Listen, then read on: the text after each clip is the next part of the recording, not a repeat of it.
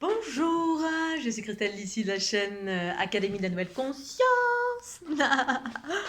Alors, une petite vidéo concernant la fleur de l'unité. Ça fait très très longtemps que j'en ai pas parlé. Et de l'unité tout court. J'avais envie de faire cette petite vidéo parce que je suis en train de recustomiser mon site internet fleurdelunité.jimdo.com. Vous avez le petit lien en dessous pour celles et ceux qui ne connaissent pas et qui évoque en majeure partie la fleur de l'unité qui succède à la fleur de vie, la continuité qui succède. J'aime bien utiliser le mot succéder parce que ça marque en fait une transition, quelque chose de tranchant.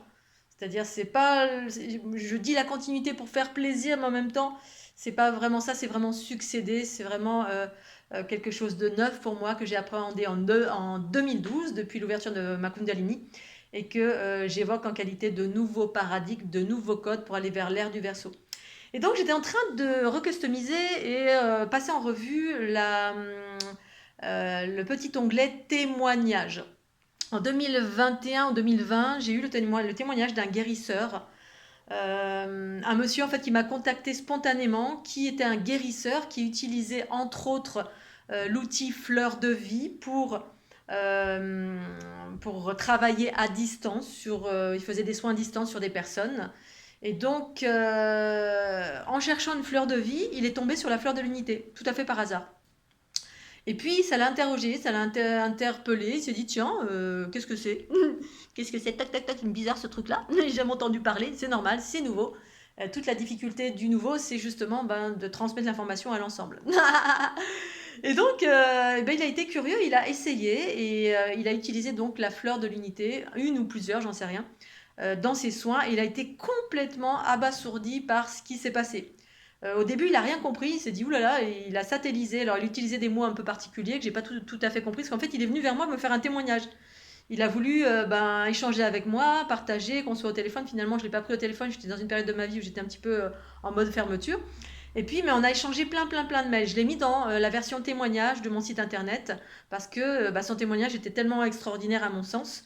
Moi, j'aime bien en fait avoir des retours, des retours très concrets des expériences de chacun. Et là, c'était un monsieur qui était guérisseur, qui utilisait une multitude d'outils très précis. Donc, je vous invite à voir ce témoignage si vous voulez savoir de quoi il retourne.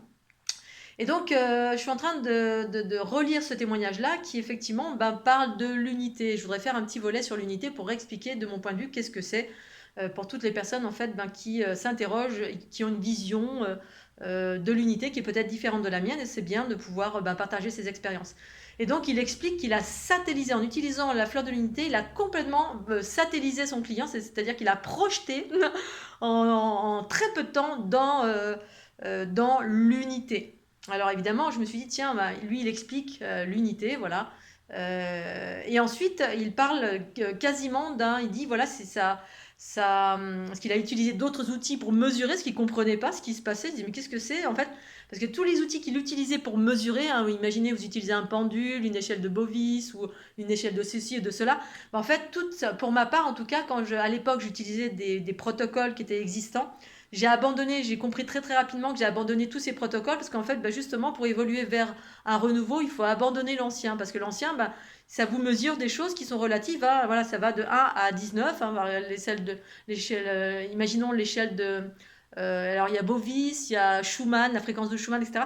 Et en fait, il y a tout qui est en train d'être nouveau, sauf que ce renouveau, si vous l'appréhendez pas par vous-même ou si vous le trouvez pas à l'extérieur de vous, notamment ici via la fleur de l'unité, quelqu'un qui parle de nouvelles choses, vous restez sur l'ancien. Puis vous avez des échelles qui sont erronées parce que les fréquences ont tellement évolué, les codes ont tellement évolué, le paradigme a changé pour nombreux d'entre nous et nombreuses d'entre nous.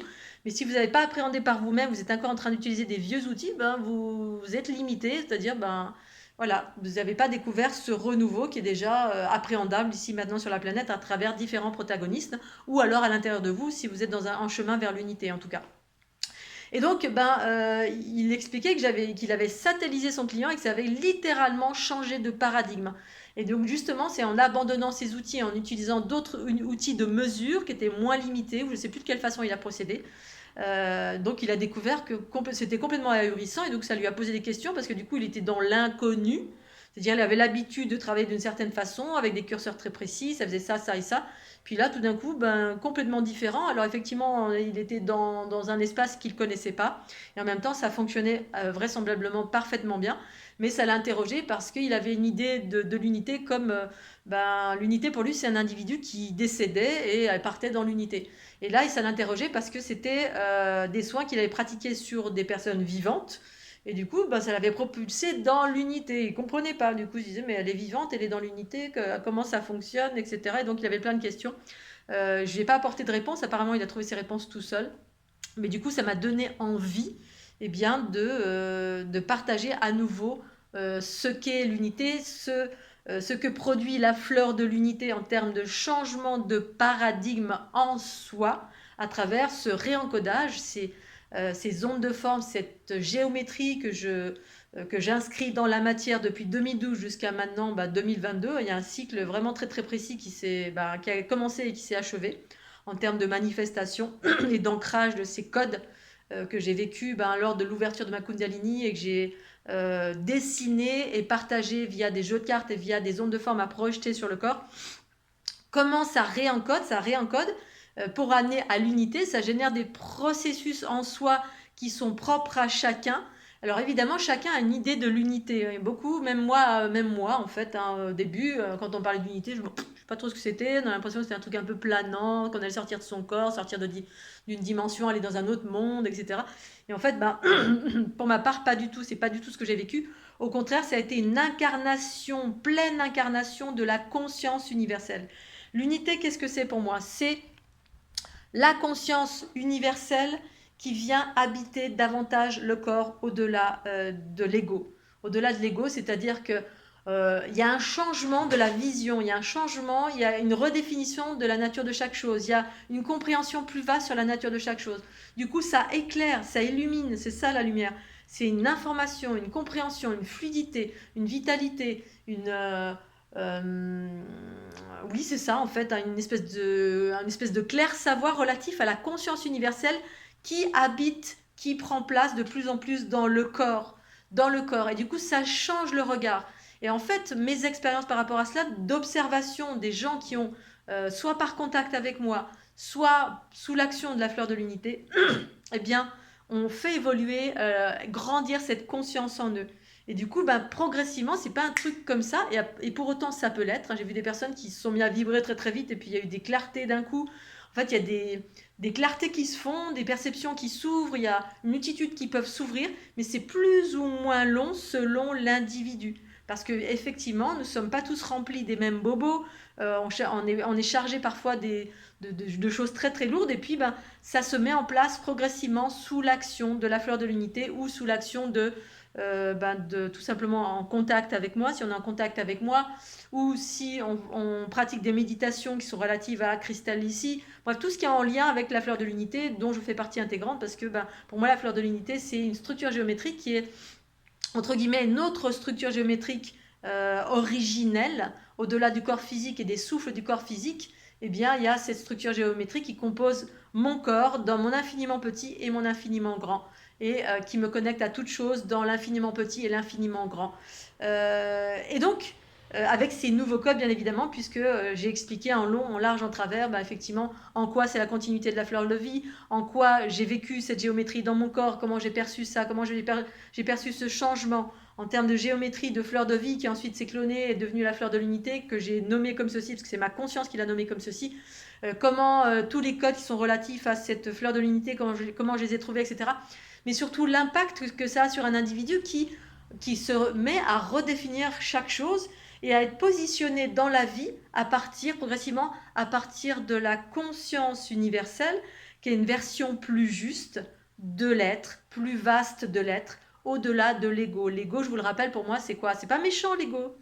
Voilà, on a tendance à dire, oh, l'ego, évidemment, c'est méchant dans le sens où on vit un peu plus avec une conscience plus ou moins, c'est une conscience, mais une conscience plus altérée par rapport à la conscience universelle qui a un espace plus vaste, plus bienveillant, plus harmonieux, plus éclairé sur la nature de chaque chose, plus détaché. Voilà, après, le détachement, c'est pas propre à chacun, mais moi, c'est ce que je vous parle à partir de mes expériences, bien évidemment. Alors que l'ego, bah, c'est aussi une conscience, hein, tout est conscience bien sûr, mais il y a différents stades de conscience. Et c'est une conscience qui est davantage reliée comme un petit enfant. On est plus dans le combat, dans la survie, dans la réaction, dans ah les méchants, ah les gentils, ah bon si les gentils c'est bien, mais on est toujours en train de crier sur les méchants. Ah, mais bon, après c'est juste, bien sûr c'est juste et parfait, mais ça, cet espace de notre être que j'appelle l'ego, eh bien c'est un espace qui est souvent empreint de bah, beaucoup de peur, de mémoire karmique, de bagages émotionnels non comment dire, pacifiés, des peurs diverses et variées, des blessures diverses et variées, d'entités, des choses qui sont relatives à l'astral, aux aspects humains, qui nous font réagir et qui génèrent du coup ben, de la peur, de la souffrance, des distorsions diverses et variées, qui fait qu'on a des inconforts dans la vie, on a des incertitudes, bref, on n'a pas une clarté complètement ouverte et le détachement et le recul suffisant pour pouvoir être fluide dans nos décisions, être volontaire, être heureux, être joyeux, se sentir libre, se sentir bref, bien dans sa vie et avec cette espèce de clarté, ce clair savoir qui nous guide vers nos potentiels et surtout vers le mieux-être, le bien-être à chaque instant. C'est-à-dire la version la meilleure de nous-mêmes et puis dans notre vie, que ce soit le plus harmonieux possible dans nos pensées, paroles et actions. Et du coup, la vie est beaucoup plus sympathique. Et qui nous permet effectivement de voir dans l'infiniment petit comme l'infiniment grand, c'est-à-dire bah, se sentir inscrit dans un tout et que ce tout vivant autour de nous, que ce soit des consciences extraterrestres, que ce soit les animaux, que ce soit les plantes, tout est vivant, tout est conscience et je peux communiquer avec, je peux prendre conscience de. Et donc ça s'ouvre, ça s'ouvre, ça s'ouvre. Et cet aspect, la version de nous-mêmes qui commence à prendre place de plus en plus dans notre corps, eh bien, c'est cette version-là pour moi l'unité, qui est justement quand le corps physique et la conscience s'unissent.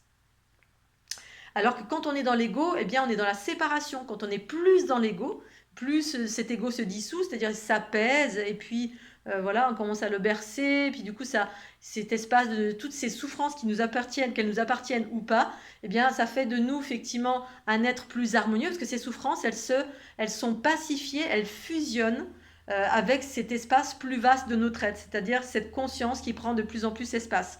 Et cette conscience prend de plus en plus espace sous les effets de la fleur de l'unité, sous les effets de ce que je peux partager sur la chaîne YouTube, sous les effets de la méditation, les méditations que je propose. Je vais en proposer d'autres d'ailleurs encore, justement pour aller dans cette dynamique de celles et ceux qui rentrent dans un état, qui veulent avoir une pratique méditative et qui ne savent pas laquelle, pour transmettre en fait tout simplement ma fréquence d'une façon différente, parce que à travers mes livres, je transmets ma fréquence, à travers la fleur de l'unité, à travers en jeu de cartes, à travers les ondes de forme que vous pouvez voir sur YouTube, ou les ondes de forme que vous pouvez projeter sur votre corps pour celles et ceux qui ont acheté des ondes de forme.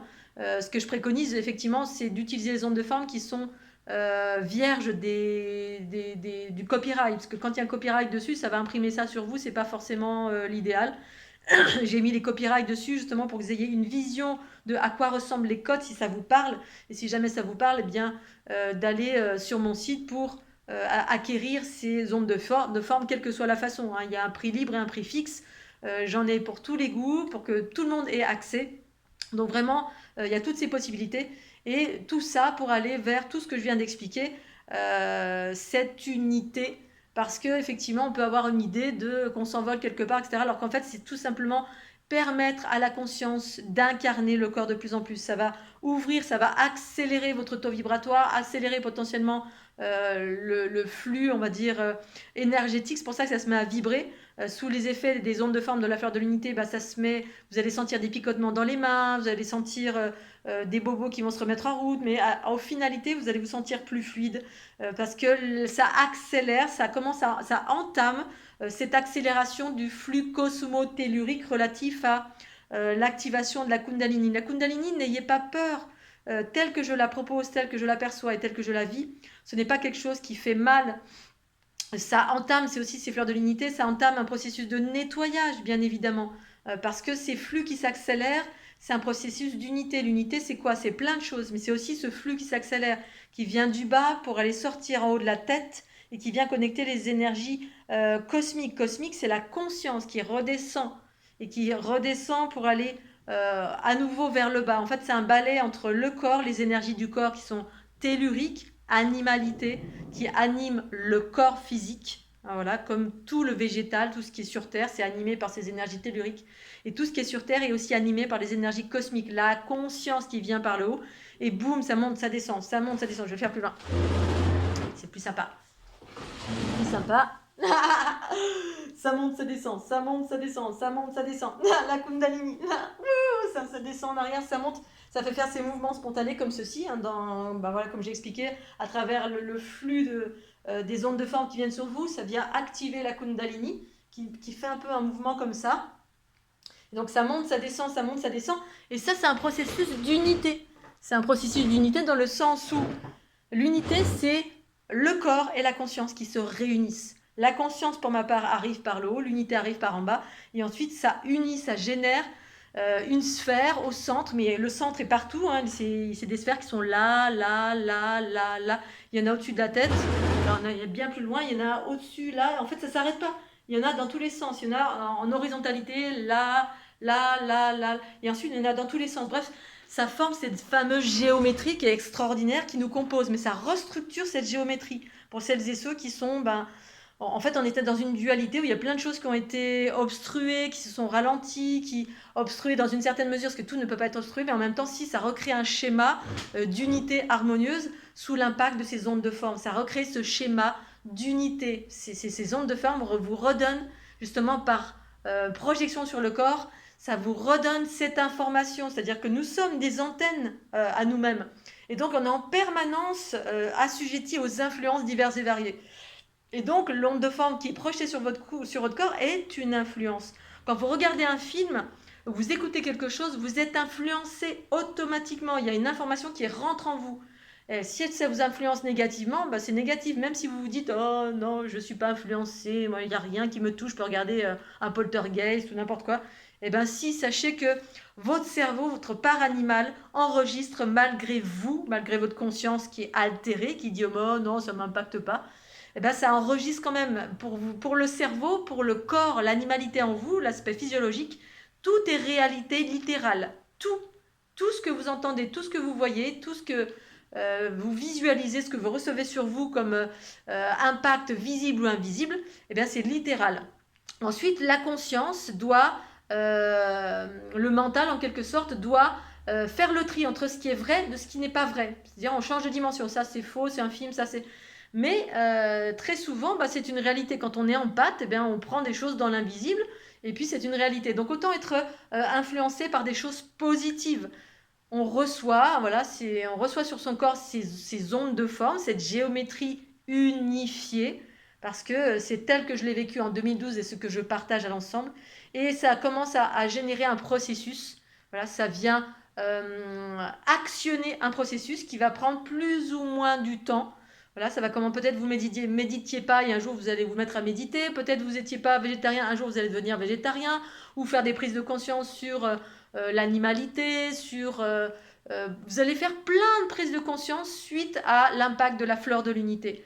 Mais vous ne saurez peut-être pas forcément que c'est grâce à ça. Vous allez vous dire, ah bah tiens, j'ai évolué, puis ça va vous amener vers un environnement New Age, à vous intéresser à telle ou telle chose, à avoir des lectures que vous n'aviez pas habituellement, peut-être à méditer, peut-être à devenir un guérisseur, vous dire, tiens, peut-être vous étiez, je sais pas, géomètre et vous avez des envies de devenir guérisseur ou d'être travailler dans l'humanitaire ou travailler pour les animaux, bref, vous allez avoir des modifications au fur et à mesure. Et c'est ça, aller vers l'unité. C'est soudain, il y a un changement de paradigme en soi, sous les effets d'un impact qui est, notamment ici, je vais parler de la fleur de l'unité, parce que c'est ça, cet impact, que vous en ayez conscience ou pas. Et ça prend du temps, ou ça peut être très rapide selon les individus. Et l'unité, c'est justement cette évolution, c'est la conscience, sous l'impact de la fleur de l'unité. Il y a de la conscience que vous avez contracté via la fleur de l'unité, via les vidéos, via les enseignements, via voilà, un cristal d'ici. Hein. C'est comme si vous alliez voir Shri Tatata ou Amma ou voilà, régulièrement dans le monde, eh bien, ça a un impact. Je veux dire, je parle en conséquence de cause. Toutes les personnes dans ma vie qui m'ont influencé, mais tout n'est fait que d'influence. Et donc, moi, dans ma vie, oui, il y a des gens qui m'ont influencé. Il y a plein d'auteurs ou de guides qui m'ont influencé, soit par leur écrit, soit par tout simplement en allant les voir en conférence, soit en méditant sur, ou que ce soit en Inde, ou que ce soit n'importe où, bien évidemment que ça a un impact. Un individu a un rayonnement, quel qu'il soit. Alors, quel que soit ce rayonnement, ça a un impact sur soi, ça a un impact concernant ce que nous recherchons. Voilà, on recherche quelque chose, et bien très souvent on est guidé, puis là, ah, ça parle. Et voilà, et le renouveau, bah, c'est ça un peu, il y a des nouveaux protagonistes qui proposent des nouvelles choses, et ça a un impact, bien évidemment. Et là, très concrètement, ben, je propose un outil qui s'appelle la fleur de l'unité, parce que j'ai fait de mon expérience un outil thérapeutique que vous pouvez utiliser dans votre quotidien. Et l'idée, c'était effectivement transmettre à l'ensemble, comme beaucoup de personnes transmettent des choses à l'heure actuelle dans cette transition de l'ère du poisson vers l'ère du Verseau. Et d'aller pour moi vers l'unité, c'est incarner la pleine conscience dans un corps physique. Et en cela, vivre vous-même l'harmonie, l'ouverture, vos potentiels, devenir un être de plus en plus bienveillant. Alors parfois ça passe par des tribulations bien sûr, hein, parce que d'aller vers quelque chose d'harmonieux, parfois ça nécessite d'abandonner de l'ancien, mais parfois ça nécessite que ça mette en lumière cet ancien, c'est-à-dire ce chaos qui est en soi, ou ces entités qui nous habitent, ou remettre en question certaines choses dans sa vie. Il y a des gens qui étaient channel, canal, etc. Puis à un moment donné, j'en ai eu qui sont venus vers moi en me disant, bah, je sens que c'est plus ça, quoi. C'est plus ça, Canal. Voilà, j'étais Canal pendant 20 ans et puis bah, je sens que c'est plus ça, que c'est pas ça, que ça m'a bouffé de l'énergie ou ça m'a fait du mal ou on se rendait pas compte et puis que du coup il y a une transition. Alors, non pas que ce soit juste ou pas juste, c'est juste qu'il y a une transition, il y a un nouveau paradigme qui s'installe à partir de ces nouveaux codes, quelles que soient les fleurs de l'unité que vous avez utilisées. Donc, il y a toutes les configurations, mais qui va évoquer ce changement en soi. Et ce changement en soi, c'est cette conscience en soi qui prend de plus en plus place à partir de votre intériorité, mais ça circule par ce canal, effectivement, que j'appelle la Shushuma ou l'Antakarana, ce canal central. J'appelle ça le canal central pour être le plus neutre possible. Parce que c'est ça que j'ai vécu et c'est ça que je retransmets à l'ensemble. Parce que c'est mon expérience que j'ai pu modéliser dans on va dire, dans un schéma thérapeutique qui s'appelle la fleur de l'unité, cette géométrie qui est projetée sur votre corps. Pour moi, c'est la meilleure façon de l'utiliser. D'ailleurs, je vais essayer cet été de faire des projections en plein air pour essayer sur différentes personnes qui n'ont aucune idée de ce que c'est et connaître leur impact. C'est ce que j'ai fait il y a quelques années en arrière. Des gens qui ne savaient absolument pas, qui n'étaient pas dans la spiritualité, j'ai testé sur eux et boum, ça fait des trucs comme ça. Parce que ces mouvements spontanés, c'est juste l'énergie de vie associée à l'énergie cosmique, la conscience qui s'unissent, boum, ça monte, ça descend, et ça, c'est une accélération d'énergie. Et si on laisse aller son corps, eh bien, boum, ça se met à bouger. Et le corps, c'est ça active ce que certains appellent le chi spontané, mais pour moi, c'est encore un ancien mot, et qui va venir vous remettre en place. Boum, ça va faire des mouvements d'ostéopathie. Boum, ça va remettre en place des choses. Il y a des nouveaux canaux qui vont se recréer. Bref, ça fait une multitude de choses, d'où l'intérêt de l'utiliser dans son quotidien, autant que faire se peut, et d'utiliser toutes les séquences, toutes les séries, puisqu'elles ont été créées dans cette dynamique de 2012 jusqu'à 2017 ou 18 ou 20, je ne sais plus. Vous avez toutes les séries sur mon site fleurdelunité.jimdo.com.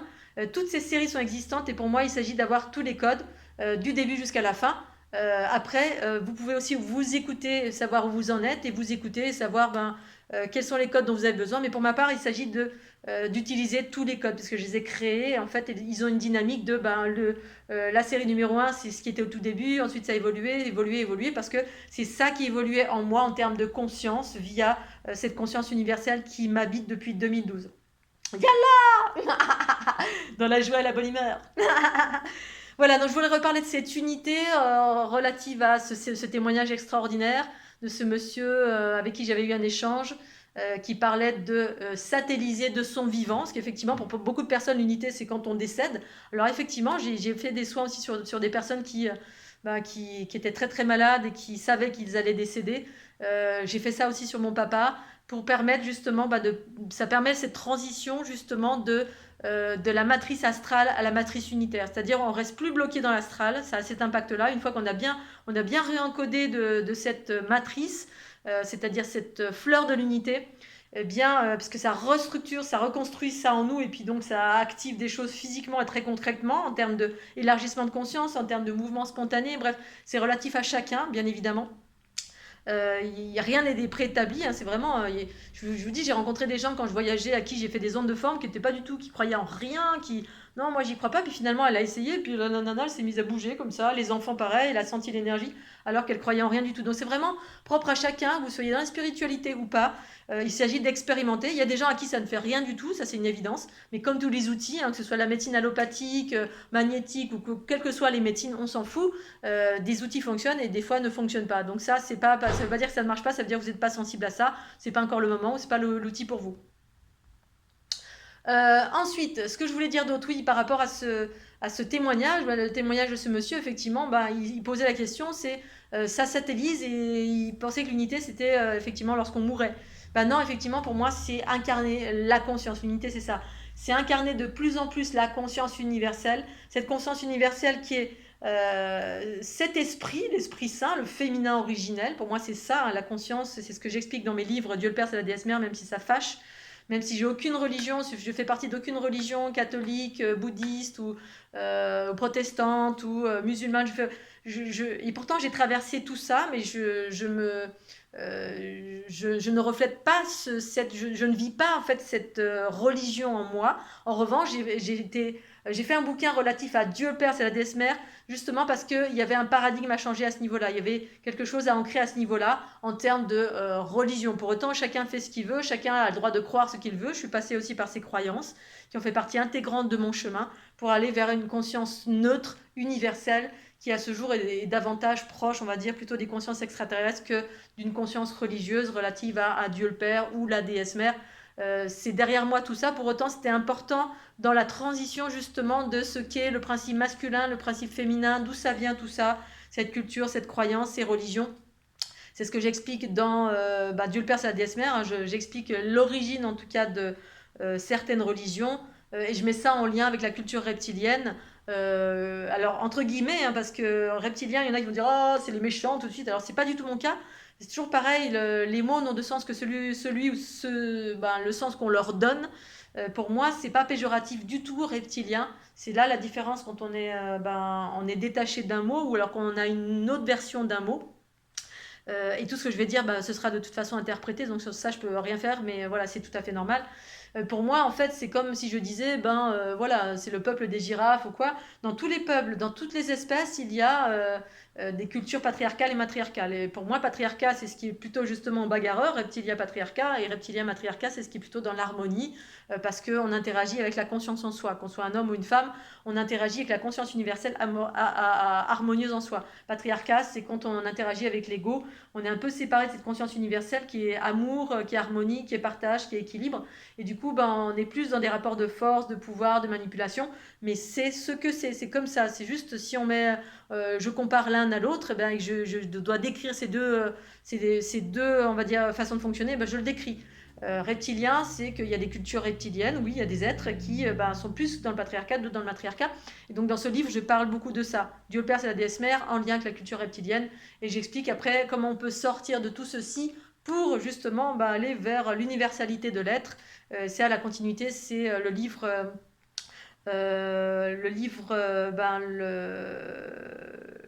La fleur de vie succède à la fleur de l'unité.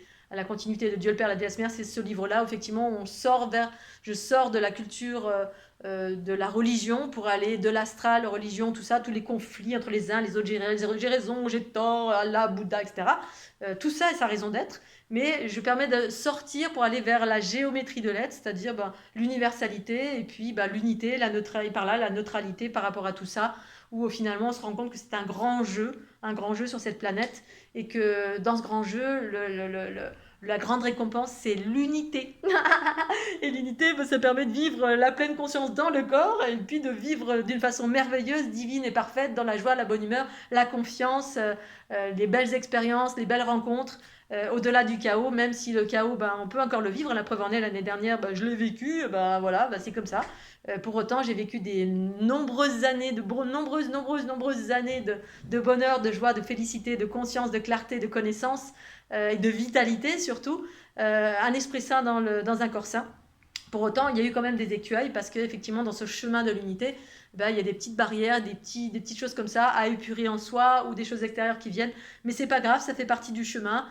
On s'est incarné pour cela. Et moi, mon partage, c'est de justement vous partager tous ces cadeaux précieux via ce que je suis, via la fleur de l'unité et via ce qu'est l'unité pour moi dans ce processus évolutif, cette transition de l'ère du poisson vers l'ère du Verseau. Donc, je vous remercie en tout cas de m'écouter, une fois encore d'être toujours là.